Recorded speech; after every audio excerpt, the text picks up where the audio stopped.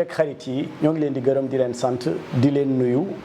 di xamal ni tey jii suñu invité si Point de Vue Sûr mu di Daouda Mine di journaliste nekk tamit président commission ci wàllum carte presse bi nga xamante ni moom la ñuy jox taskatu xibaar yi Daouda Mine ñoo ngi lay nuyu. maa ngi lay fay Adiya di am mbégte di leen dalal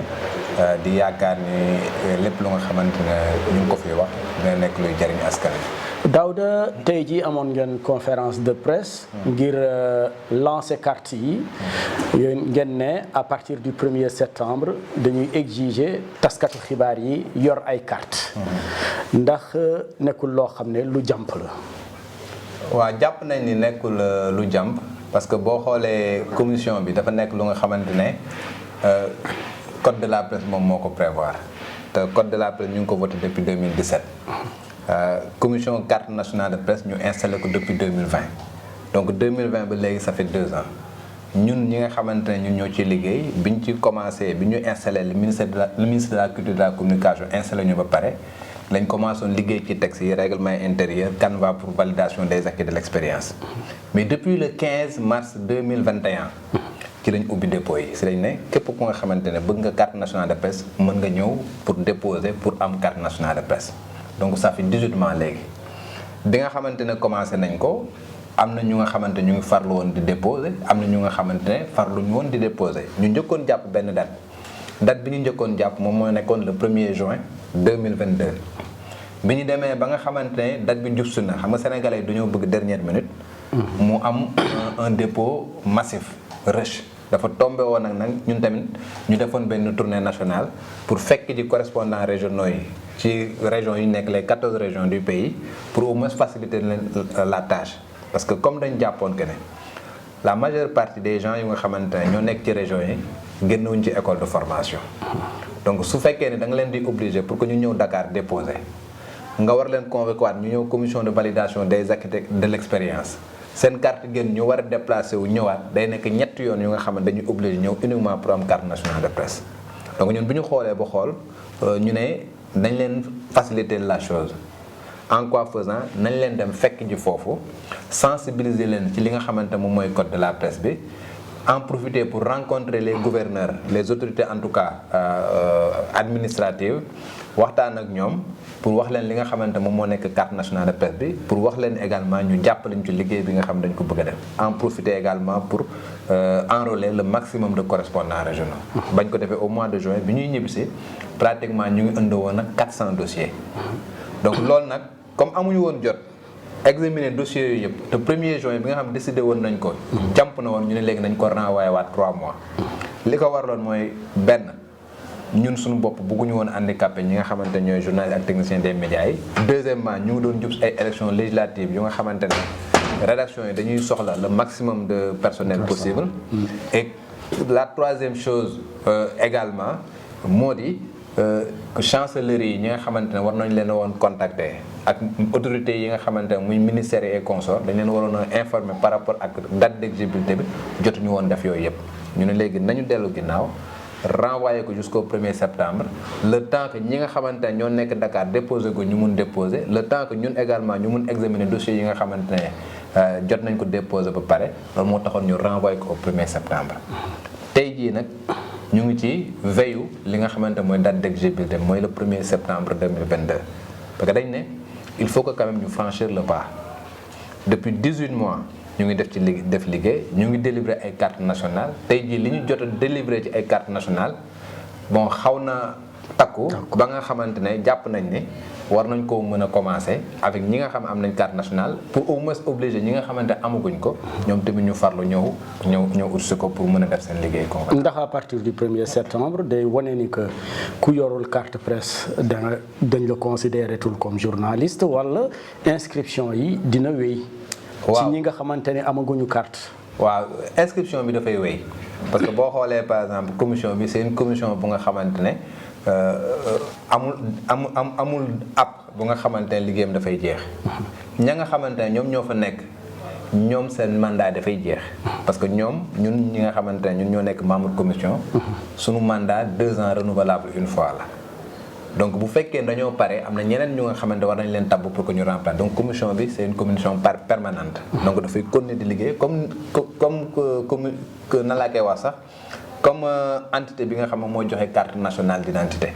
donc da ngay gis ne par exemple amul fenn yoon fu ñu ne la lii mooy date limite pour am carte nationale d'identité. donc amul date limite également pour am carte nationale de presse. maintenant li nga xam moom lañ décidé mooy comme dañ nekkoon ci phase transitoire il fallait que ñun suñu bopp ñu toog benn jour ñëw ne bés sangam carte bi dañ koy commencer di ko exiger loolu mooy date d'exigibilité bi. léegi nag date boobu nga xamante ne mooy la ñuy commencer di exiger la carte nationale de presse moom mooy le 1er septembre 2022 bi. ça veut dire quoi le code de la presse moom moo ne. Seuls les détenteurs d'une carte nationale de presse peuvent se prévaloir de la qualité de journaliste et de technicien des médias. donc à partir du 1er septembre képp ku nga xamante ne bëgg nga woowee sa bopp journaliste wala technicien des médias pour prouver loolu dootoo joxeti sa carte maison du carte Ferlo du carte Futur Média du carte Dakar Actu du carte Seneweb du carte RTS du carte Le Soleil. carte nationale de presse moom mooy li nga xamante ne moom nga ko mën a jébbal pour que ñu reconnaître la comme journaliste wala technicien. mais ku inscrire agul nag. ku amagul carte. waaw ku amagul. wala ñi nga xamante ni am na ay carte yoo xam ne yéen jot ngeen demande yi mais ba léegi confectionné gu leen carte yooyu. waaw mais ñooñu par exemple ñi nga xamante ne ñëw déposé nañ. am nañu récépissé.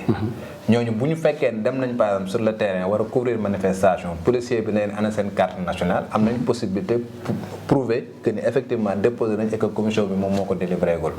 dafa mel ni rek comme tey jii nga war a dem defi visite technique xam nga wala nga dem par exemple am sa carte grise nga dem ñu arrêté la ci tali bi nga joxe benn kayit pour wane ni yow nekkul ci yow def nga li la war li ci des ci commission bi la kayit donc yow bu fekkee déposé nga am sa récépissé de dépôt boo demee ci terrain war a couvrir buñ la laajee carte nationale de presse mën nga joxe récépissé bi pour prouver que ne effectivement déposé nga et que mbir bi nekkatul ci yow mais ci commission ba. mais je veux dire que il y a une contradiction Daouda boo xoolee nee ngeen que à partir du premier inscription yi day wéy. ku inscrire gul. amul dossier boobu nga wax. amul carte de presse nationale. mais bu doonte journaliste la aussi nga xam ni kii journaliste la. mais lu tax ñu koy exiger carte boobu te alors que inscrire gul te yoon may na ko tamit mu inscrire par exemple au mois de décembre wala octobre wala novembre. waaw mais li ñuy wax xam nga bi nga ne date d'exigibilité. waaw. gis nga quand vous exigez kay. bu ngeen ne date d'exigibilité xam nga li tax ma wax 1er septembre la. ku inscrire octobre donc ça veut dire que de septembre à octobre du journaliste mënul dem fenn. bien sûr alors que. waaw mais Adia.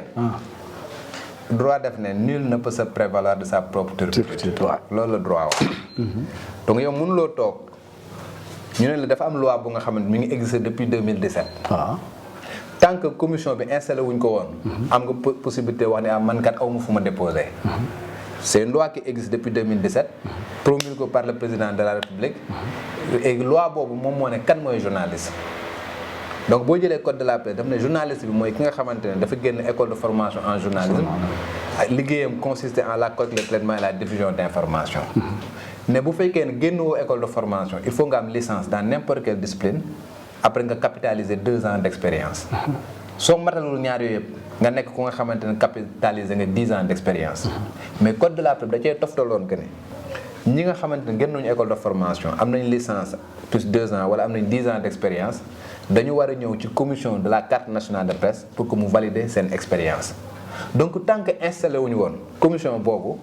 nit ñi mënoon nañ toog ni man kat wax dëgg yàlla bon voté nañ loi bi mais la loi n'est pas applicable parce que li nga xamante ne jumtukaay yi nga xamante ne moom la ñu war a teg pour que ñu mën a def li nga xamante moom mooy liggéey bi du am je donne l'exemple par exemple de l'aide à la presse c'est le code de la presse moom c'est le code de la presse moom moo prévoir le fonds d'appui à la presse mais tant que installé wuñu woon le fonds d'appui à la presse député yi bu ñu mësaan a voté li nga xamante dañ ko war a séddale ñi nga xamante ne ñoom ñooy presse bi dañ ko doon joxe comme aide à la presse il y avait pas un conseil d'administration comme fonds d'appui bi nu mu amee tey. mais dès que ñu installer le fonds d'appui à la presse képp ku nga xamante ne yaa ngi toog par exemple déposer wuloo pour am aide à la presse doo ko am.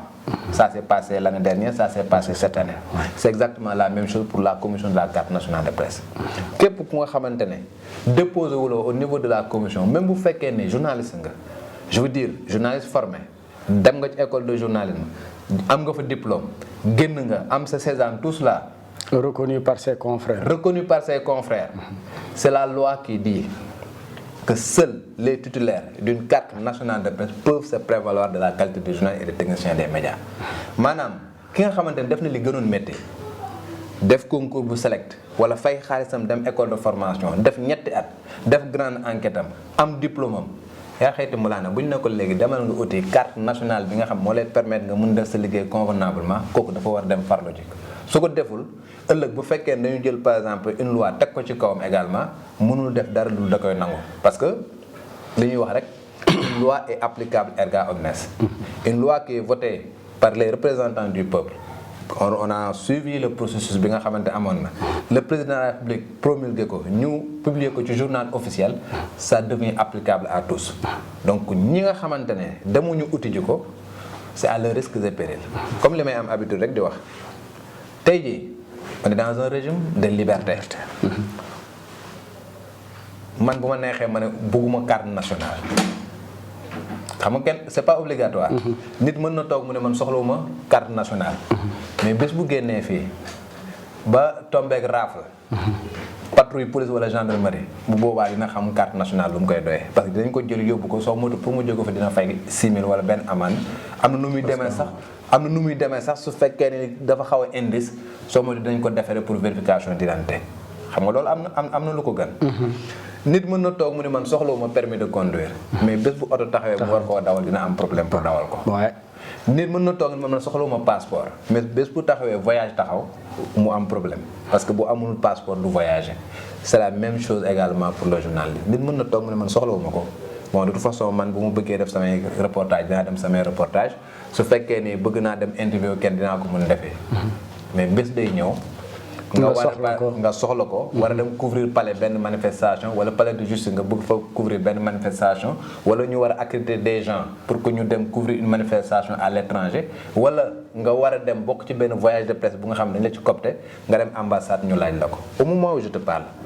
ambassade des États-Unis ñu ngi commencé déjà di appliquer la mesure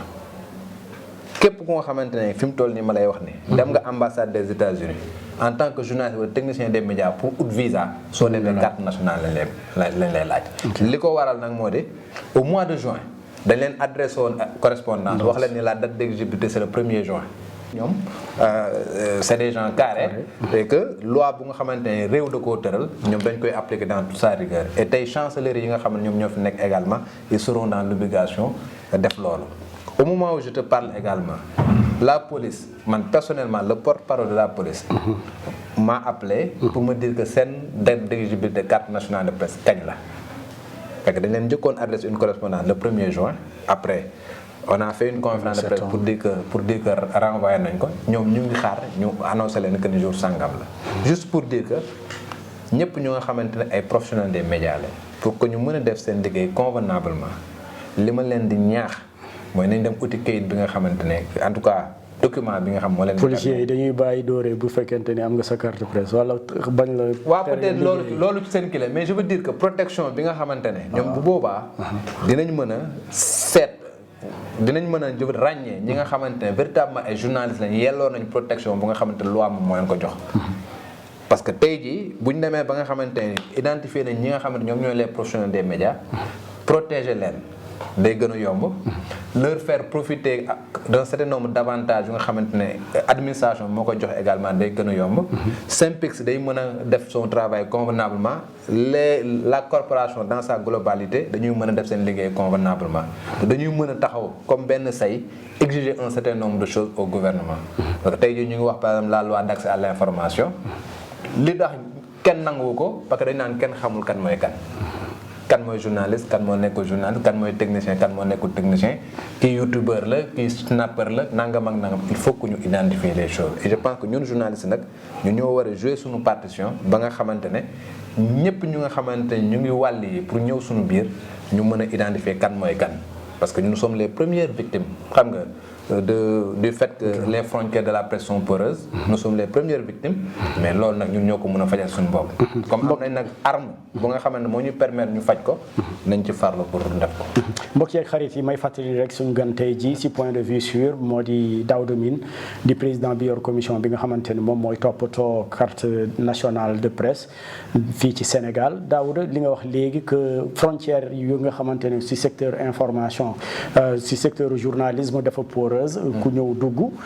yéen lu tax carte bi jóg moo di assainir secteur bi mais est-ce que xalaat ngeen ni que nekk na loo xam ne lu yomb lay doon parce que léegi boo xoolee si ay manifestation si ay cérémonie ak yëpp da ngay gis ku yor téléphone am di jël wala di enregistrer wala di photo wala di filmer xamoo ndax journaliste la wala du journaliste te mënoo ko wax jógeel fii parce que amul dara loo xam ne lu koy wane ni que yéen ak yow ak moom bokku leen mais est-ce que assainissement boobu dina nekk liggéey bu yomb aussi parce que c'est li nga waxee la c'est des frontières poreuses donc lu neex waaye def mooy secteur bi nga xamante ne ku ñëw dugg est-ce que loolu mën nañ ko saafara ci li nga xamante ne si carte de presse kese non du carte de presse kese moom moo koy saafara boo xoolee pratiquement arsenal la tey jii boo xoolee carte de presse benn pàcc la ci assainissement boobu nga xamante ne dañ ko bëgg beneen bi nga xamante ne également dañ koy def moom mooy le fonds d'appui à la presse bi nga xamante ne dañ ko mettre en place beneen bu nga xamante ne tey jii ñi ngi toog di ci discuter moom mooy def lu tout ba nga xamante ne le CNRA bi nga xamante ne nekk woon ku dul saytu rajo yi ak télévision yi ñu mën a am ay pouvoir étendu bu nga xamante ne dina mën saytu rajo dina mën a saytu télévision dina mën a saytu presse écrite dina mën a saytu presse en ligne dina mën sax saytu les chaînes YouTube parce que tey jii même boo xoolee par exemple la nouvelle loi sur l'audiovisuel lépp lu nga xamante ne contenu audiovisuel la quelle que soit plateforme bu ñu koy defee CNRA dafay am compétence pour saytu loolu tey jii tu vois pas n'importe qui peut avoir une chaîne YouTube il suffit tout simplement d'avoir un compte Gmail xam nga pour que nga mën a def sa chaîne YouTube mais tey jii CNRA dafa am ay prérogatives yu nga xamante ne tey jii boo nekkee ci territoire sénégalais di fa def naka sa du noonu même bu fekkee ne jàpp nga ne sa bopp doo journaliste CNRA a la possibilité d'appeler directement Google ou bien d'écrire directement Google xam nga pour tëj sa chaîne wala enclencher des procédures contre toi et on le voit la police a été outillée la gendarmerie a été outillée il y a des gens yu nga xam ne def nañ ay commentaires wala def nangam ak nangam sur les réseaux sociaux yaakaar ne c'est une zone de non-droit les gens on les a identifiés am na ñu nga xamante ne ñu ngi ci kaso bi tey juste pour te dire que assainissement bi c'est un tout autant nous au niveau de la corporation am na ay jumtukaay yu nga xamante ne ñun ñoo ko war a def autant am na yenn yu nga xamante ne état bi moom moo ko war a def autant am na yu nga xamante ne les forces de défense et de sécurité ñoom ñoo ko war a def donc c'est un tout léegi nag c'est un travail bu nga xamante ne un travail collégial la ku ci nekk pàcc bi nga xamante ne dañ la ko jox fexeel nga def ko nu mu waree ñun pàcc bi ñu jox mooy lan képp ku nga xamante ne yelloo na carte nationale de presse bi ñu jox ko képp ku nga xamante ne yelloowu ko duñ la ko jox suivant un certain nombre de critères bu ñu defee loolu ba pare ba nga xamante ne tey identifier nañ ñan ñooy journaliste ñan ñoo nekkul journaliste bu boobaa di nga mën a képp ku nga xamante ne bokkoo ci nga mun koo seppi képp ku nga xamante ne mun nga def dérive ñu daal di def li waat ci ñoom parce que bu boobaa nag ce sera une application stricte de la loi procureur dina def liggéeyam parce que tey jii boo gisee yenn yu bëri nit ñi mënuñu ko mooy boo laalee rek ñu ne journaliste la te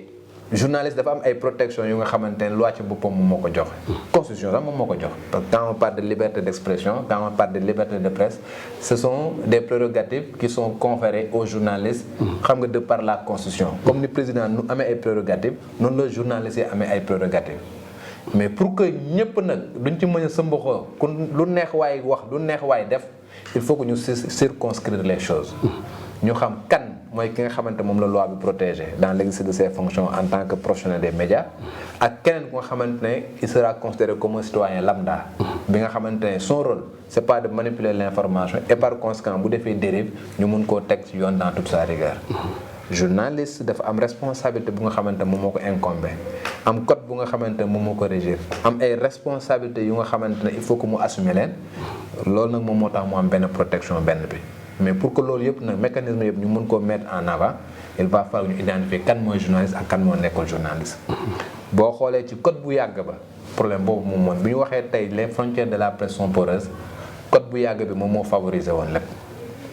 code boobu dafa définir woon journaliste comme ki nga xamante ne dafa génne école de formation en journalisme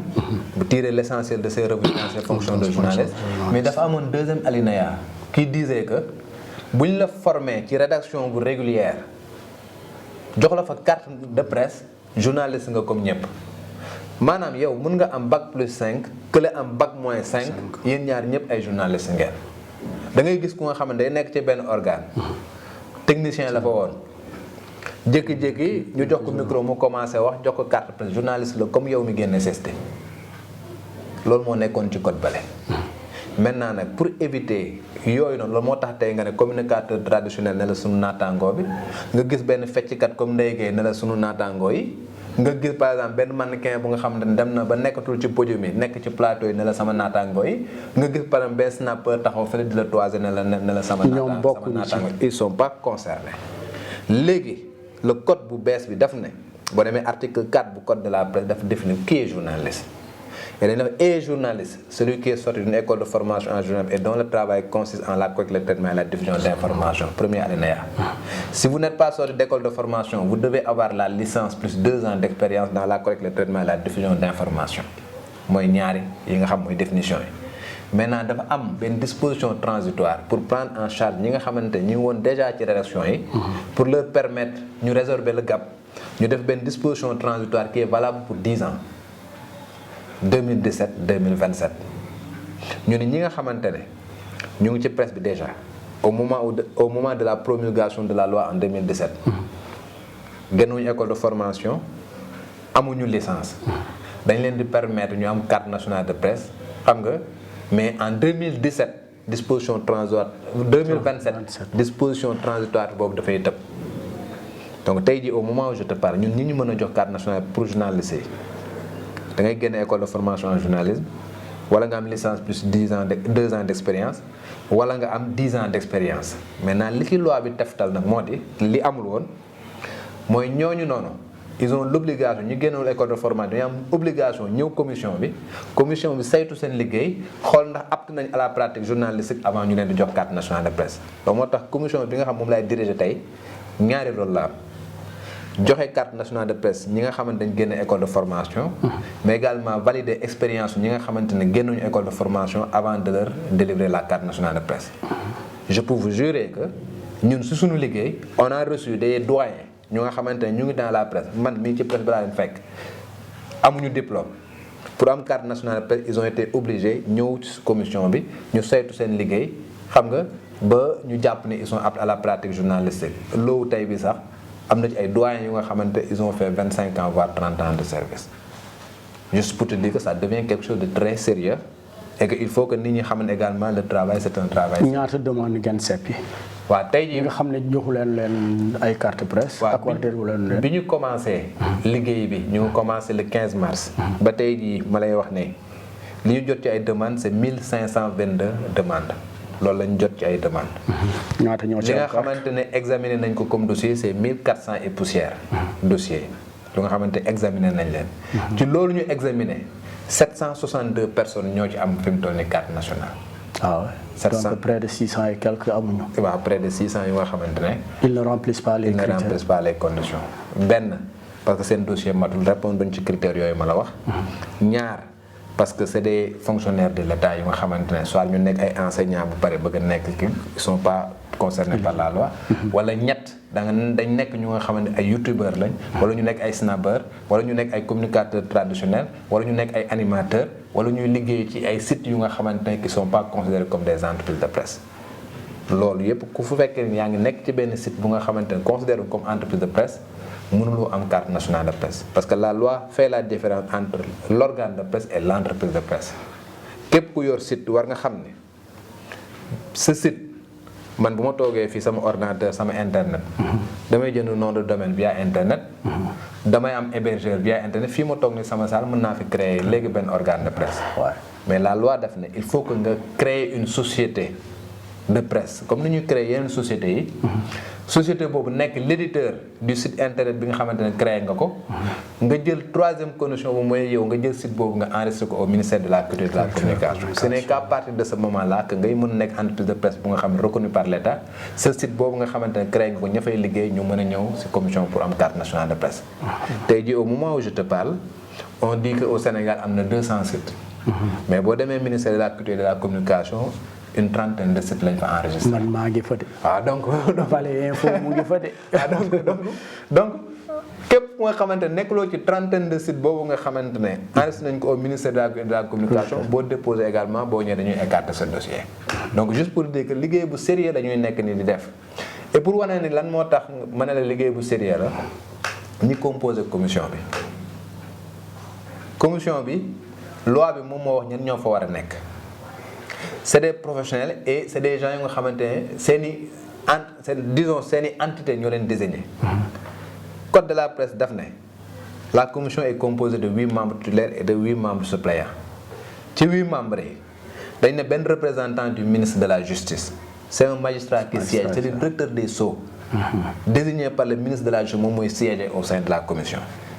ñu ne un représentant du CNRA c'est le directeur de cabinet de Babacar Diagne moom mooy siéger au sein de la commission. ñu ne un représentant du SYNPICS c'est le secrétaire général du SYNPICS lui-même Bamba Kassé moom moo fay siéger. ñu ne un représentant du CORED c'est l'ancien président du CORED Bakary Domingo Mané moom mooy siéger foofu.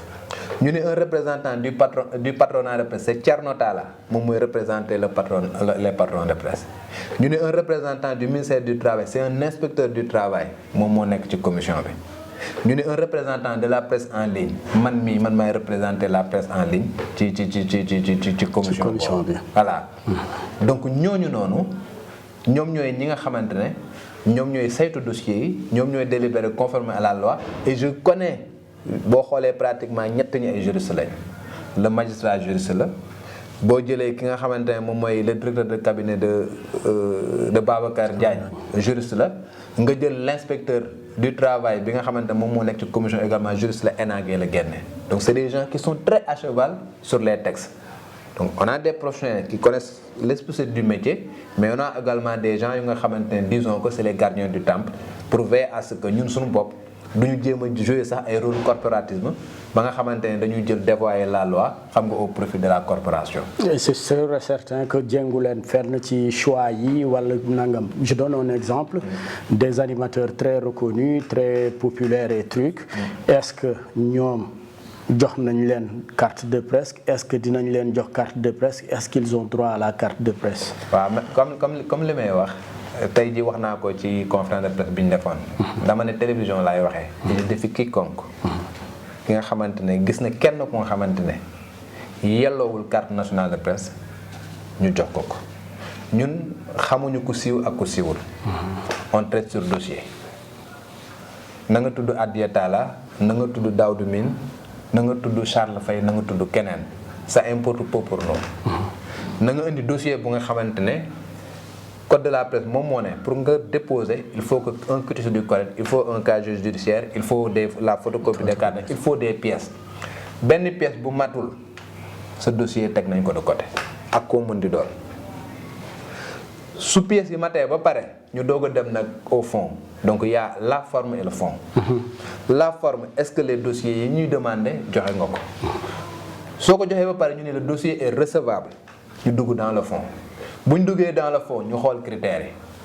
est-ce que am nga diplôme journalisme ñu xool diplôme bi nga joxe on fait les vérifications qui s'imposent dama ne la il faut que mu nekk un diplôme de journalisme reconnu par l'État. Avant ñuy commencer suñu liggéey qu'est-ce que nous avons fait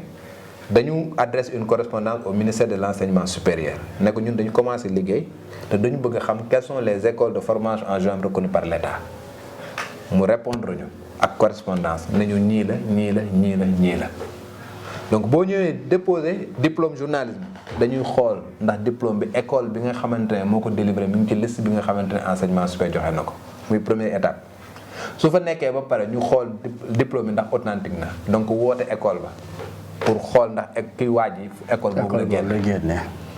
loolu dañ koy def soo joxee attestation de travail ñëw ne par exemple yaa ngi béréb sangam ñu woote foofu laaj ndax telle personne foofu lay liggéey liggéey boobu dañ koy def loolu moo tax ñenn ñi yaakaar ni par exemple y a une lenteur dans la délivrance parce que la loi nous dit que nit ki bu déposé ba pare nous avons 3 mois pour faire les vérifications qui s'imposent fexe ba nga xamante ne képp ku nga xamante ni yelloo loo ko doo ko am donc tey jii boo amee diplôme loolu la ñuy def su fekkee ni da nga ñëw nga ne par exemple am nga licence dañuy vérifier licence bi également boo nee am naa licence ak 2 ans d'expérience jaar naa populaire jaar naa l'observatoire jaar naa nang on vérifie ce circuit nga jaar soo ñëwee ne am naa 10 ans d'expérience également c'est exactement ce que nous faisons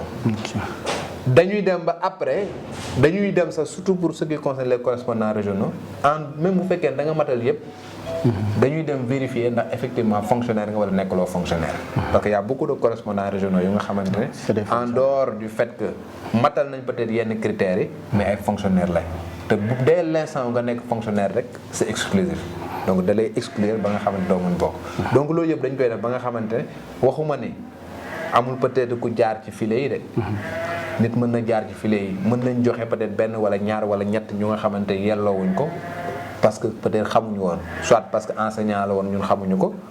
wala parce que surtout loolu mais ku nga xamante ne matalu 10 ans wala 5 ans wala matalu yenn critères yi loolu gisaguma ko mais là également nous avons toujours la possibilité de rectifier parce que le code nous dit que mën nañ joxe carte nationale de presse mais mën nañ ko retirer donc tey bu fekkee ni yow Adiya da nga déposer benn dossier mu am benn pièce bu nga xamante ne pièce bu fausse la wala nga def une déclaration bi nga xam ne c'est une déclaration fausse sur la base de cela ñu délibéré jox la carte nationale de presse buñ demee ba ci kanam am ay informations qui nous prouve que lépp li nga waxoon du dëgg wala pièce yi nga déposé woon du dëgg nous retirons ta carte nationale de presse et nous pouvons envoyer même ton dossier au procureur de la République pour que mu enclenche des poursuites contre toi parce que c'est le code qui est il y a des sanctions administratives et pénales qui sont prévues par le code de la presse bu fekkee ne da nga falsifier un certain nombre de documents wala bu fekkee ne da nga def une pièce qui joxe une pièce fausse pour tout simplement obtenir une carte nationale de presse donc mën nañ joxe mais mën nañu retirer. La deuxième chose mooy CORED suñu demandé ñu retirer dañu war a retirer parce que le CORED dafa nekk lu nga xamante ne code de la presse da ko jox ay prérogatives yu étendues ñuy agir en amont et en aval en amont mooy yow mi boo bëggee déposer soo amul quitus du CORED doo déposer parce que boo dossier bu amul quitus CORED le dossier n'est pas recevable mais bu ñu la joxee carte nationale c'est la carte est valable pour 3 ans renouvelable si 3 ans yooyu ça veut pas dire que am nga carte nationale de presse tu fais tout ce que tu veux su fekkee ne yaa ngi fay nekk def naka sudul noonu da am ay manquements à tes obligations éthiques et déontologiques le CORED s'autosaisit traduire la ci tribunal des pairs condamné la à 3 mois à 6 mois wala définitivement CORED daf ñuy envoyer la décision dañu wax Adiya Talla mi kat suspendre nañ ko pour 3 mois ñun nous retirons la carte pour 3 mois suñ la suspendre pour 6 mois on retire la carte pour 6 mois suñ la suspendre définitivement on te règne comme journaliste beneen bi si les juridictions compétentes am nga carte nationale def nga diffamation jugé nañ le tribunal correctionnel le juge dit que Adiya Talla est suspendu de ses fonctions de journaliste pour 6 mois on retire la carte pour 6 mois également loolu moo tax tey jii même boo xoolee ci engagement bi ngay signé tu t'engages à informer la commission de tout changement intervenu dans ta situation professionnelle mais tu t'engages également à restituer la carte au cas où tu perds la qualité de journaliste premier engagement bi mooy carte bi sa organe moomu ko yow yaa ko moom man mun naa déposer sama carte nationale parce que joxe attestation de travail Futurs Médias parce que lay liggéey suba su ma fa jógee par exemple di dem E-Media dafa liggéey damay dem ak sama carte benn obligation la am informer leen ne nekkatuma Futurs Médias maa ngi fa pour que base de données bi nga xamante ne moom moo nekk ci carte bi ñu mën a def les mises à jour loolu mooy li nga xamante moom la code bi tëral. Daouda Mine ñoo ngi lay gërëm di la sant. maa ngi leen di gërëm di leen sant. di fàttali ni yéen it mbokk yi Daouda Mine lañ doon recevoir tey jii ci point de vue sûr ñu doon waxtaanee rek ci wàllum carte presse bi nga xamante ni moom la ñu génnee di exiger nag à partir du 1er septembre bii di ñëw ñuy ñaan rek ñi di taskatu xibaar yi ku nekk daal di inscrire ñi pour ñu inscrire woon ñi inscrire tamit ba jot seen i carte ñu daal di ko yor à chaque fois ñu war a génn pour rek def seen liggéey ñu leen jox dig daje fii ak ay bés bii di ñëw jërë ngeen jëf.